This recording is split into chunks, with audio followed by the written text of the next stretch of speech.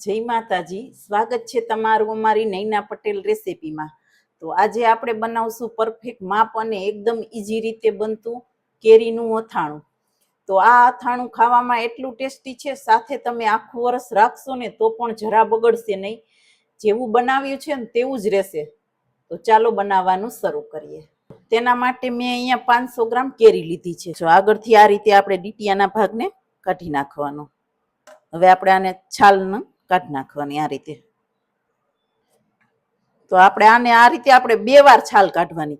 જો આ રીતે એકવાર ઉતરી ગઈ, હવે પછી આને બીજી વાર આ રીતે કાઢવાનું, એટલે જે ભાગ આપણે કડક હોય ને તે નીકળી જશે અને કેરી એકદમ સોફ્ટ રહેશે। તો આ રીતે આપણે બધી છાલ કાઢી નાખી।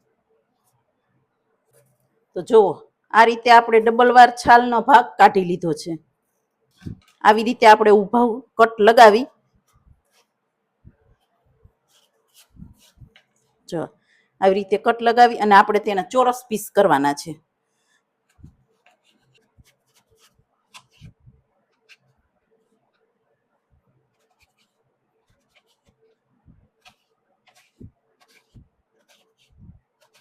તો જુઓ આ રીતે આપણા એક સરખા પીસ બધા મેં કટિંગ કરી લીધા છે।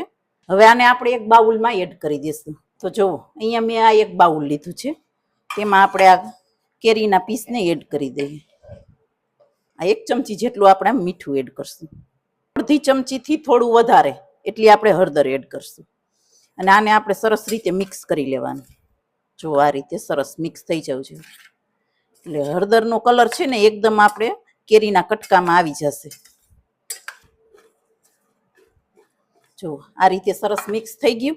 હવે આને આપણે ઉપર ઢાંકણ ઢાંકી અને 5 થી 6 કલાક માટે ઢાંકીને રાખી દેવાનું છે, જેથી મીઠું સરસ ઓગળી જશે અને આનો કલર હળદરનો સરસ આપણા કેરીના કટકામાં આવી જશે અને એકદમ સરસ થઈ જશે। જો આ રીતે સરસ ઢાંકી અને 4 થી 5 કલાક માટે આને રાખી દેવાનું છે। જો 5 થી 6 કલાક થઈ ગઈ છે। હવે આપણે ચેક કરીએ। સરસ રીતે કટકા મીઠાવાળા થઈ ગયા છે અને હળદરનો કલર પણ સરસ આવી ગયો છે। હવે આને આપણે વધારાનું પાણી છે ને એ આપણે બધું બહાર કાઢી નાખશું। તેના માટે મેં એક આ બાઉલ લીધું છે અને આ રીતનું આપણે કાણાવાળી ગરણી લીધી છે। આવી રીતે એડ કરી દેવાનું અંદર, એટલે વધારાનું જેટલું પાણી હશે ને એટલું બધું નીકળી જશે। હવે અહીંયા મેં આ રીતનું એક કોટનનું કપડું લીધું છે। તો હવે આપણે આ કટકાને એડ કરી દઈએ અને આ રીતે આપણે દેવાના છે છૂટા છૂટા। જો આ રીતે એકદમ આ રીતે હાવ છૂટા જ રાખવાના। આ રીતે છૂટા કરી અને ફરીથી આપણે 5 થી 6 કલાક માટે આ રીતે આને આમને સુકવવા માટે રાખવાના। હવે અહીંયા મેં 100 ગ્રામ જેટલી આટલી સૂકી ખારેક લીધી છે, એને આપણે જે કેરીનું પાણી વધારાનું નીકળેલું છે તેમાં આપણે પલાળી દેશું। તો જો આ રહ્યું આપણે કેરીનું પાણી અને આપણે તેમાં એને એડ કરી દઈએ। તો અહીંયા તમે ખારેક એડ કરવા માંગતા હોય તો કરવાની છે, અને નો એડ કરવાની હોય તો તમે સ્કીપ પણ કરી શકો છો। અને આને પણ આપણે 1 થી 2 કલાક માટે આ રીતે પલાળી રાખી દેવાની। જો હવે આ રીતે આપણે ઢાંકી દઈએ અને 2 કલાક માટે આને પણ પલાળવા માટે રાખી દઈએ। જો 5 થી 6 કલાક થઈ ગઈ છે। હવે આપણે કેરીના કટકાને ચેક કરીએ તો સરસ રીતે પાણી સુકાઈ ગયું છે અને ખારેકને પણ મેં આ રીતે સુકવવા માટે રાખી દીધી હતી, એને તે પણ સરસ રીતે જો સુકાઈ ગઈ છે। તો હવે આને આપણે એક બાઉલમાં એડ કરી દઈશું। તો જુઓ અહીંયા મેં આ એક બાઉલ લીધું છે। તો હવે આપણે આ કેરીના કટકાને આપણે આમાં એડ કરી દઈશું। હવે અહીંયા મેં 500 ગ્રામ ગોળ લીધો છે। તો આપણે 500 ગ્રામ કેરી સામે 500 ગ્રામ ગોળ લેવાનો છે। તો હવે આપણે બાઉલમાં એડ કરી દઈશું। તો જો આવી રીતે સરસ મિક્સ કરી લેવાનું ગોળ અને કેરીને। જો આ રીતે મિક્સ થઈ જાય એટલે આપણે આને થોડી વાર માટે હવે સાઈડમાં રાખી લઈએ અને આપણે મસાલો તૈયાર કરી લઈએ।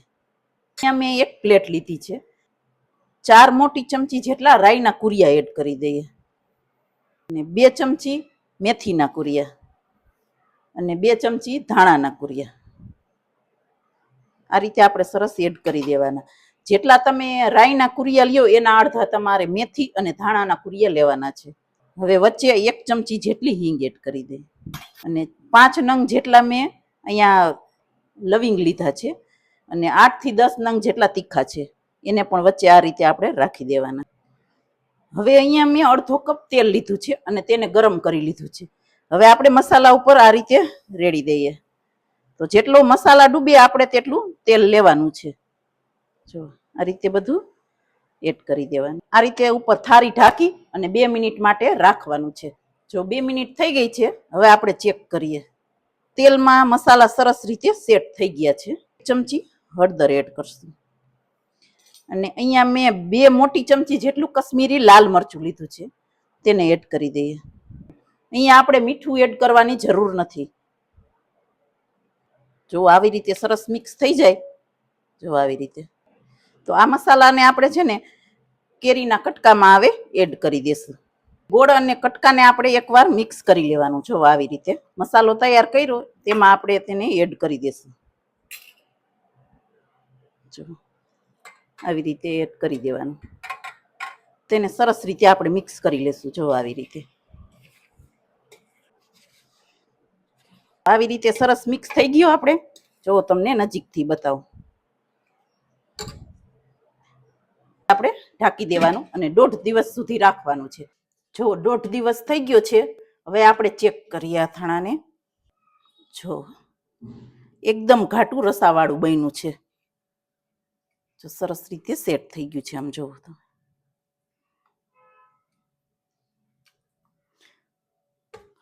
તો હવે આપણે આને કાચની બોટલમાં એડ કરી દેશું. જો બન્યું છે ને એકદમ સરસ, આમ એકદમ ઘાટું અને એકદમ રસાવાળું એમ કહેવાય ને.